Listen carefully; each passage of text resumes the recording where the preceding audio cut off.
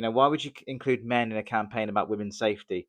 So, what is this Ask for Angela campaign then? So, it was created as like a quiet sort of and silent lifeline, if you like, for women feeling unsafe on a date or in a bar, or with someone who's making them feel uncomfortable. You go to the bar, you ask for Angela, effectively, and the staff know exactly what to do. It's like a code word, like if you're in trouble.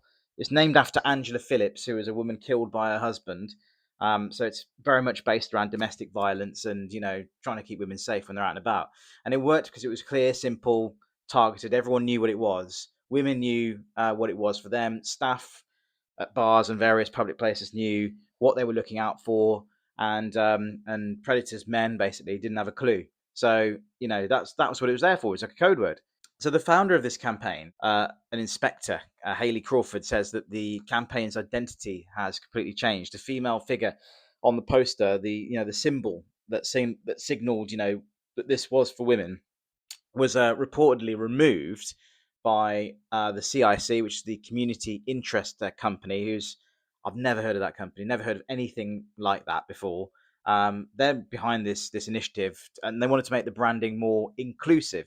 And the idea was that men might feel more comfortable using it too. Now, don't get me wrong, I'm sure many men on nights out at various places are feeling threatened and in danger. But she argued that taking that figure away takes away the complete meaning of what that campaign's all about, Ask for Angela, because that poster wasn't just random artwork. It was the actual anchor of what it was all about. It was for women, about women, and once you blur that message, the whole scheme just becomes pointless, really pointless. And that's why she's resigned from this campaign. I mean, couldn't make it up, really, could you? Very difficult trying to do this little video with a child wanting to play. He does want to play. He wants to play with a microphone. In nightlife settings, an overwhelming majority of harassment and predatory behavior is directed at women. I mean, there's no getting around that. I mean, cornering, coercion, pressure, intimidation. These patterns aren't equal between genders. That's just how it is. Men can feel unsafe, of course they do.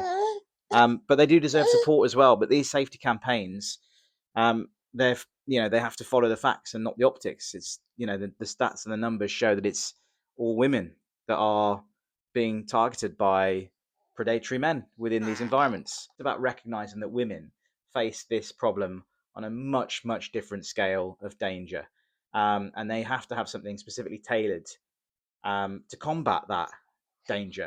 Otherwise, where what do we do? What's the point in it? You know what I mean? What's the point in it? So if you make the campaign for everyone, I mean, you make it just completely ineffective, don't you? For the people who need it the most, women. It's the people who are out there having to deal with this epidemic, really, violence against women, especially out and about. And when you broaden it out, the signal gets blurred. Staff can't immediately assess the situation. Staff can't assess the situation immediately. Predators could even exploit that code word to get privacy or avoid suspicion, and women lose the confidence in the system, which means that they effectively stop using it. So the whole thing just falls flat on its face, really.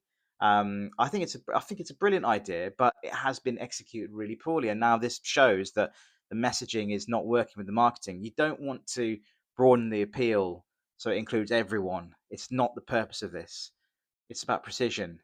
Um, the ambiguity within it creates the risk, and you're trying to be inclusive. It puts vulnerable groups in danger, doesn't it? And this is the problem at the moment. We're trying to make everything gender neutral and universal right now. It's absolutely ridiculous. Sometimes the most effective solutions are targeted, and targeted doesn't mean discriminatory. You're absolutely trying to fix an issue that's been at the problem of society for many years. Men have got their own issues: loneliness, mental health, violence, identity. But this one is definitely something that does not need to include guys in it. Ask for Angela is not one of them. It's a women's safety tool. It was built for women, meant to be for women, and now it's fallen apart supposedly because they're trying to include men in it. I mean, this serves as just a warning, really, doesn't it? When you water everything down so much, especially when it comes to safety campaigns, to try and include everyone, you don't really you don't really help anyone. You just make more vulnerable people more vulnerable.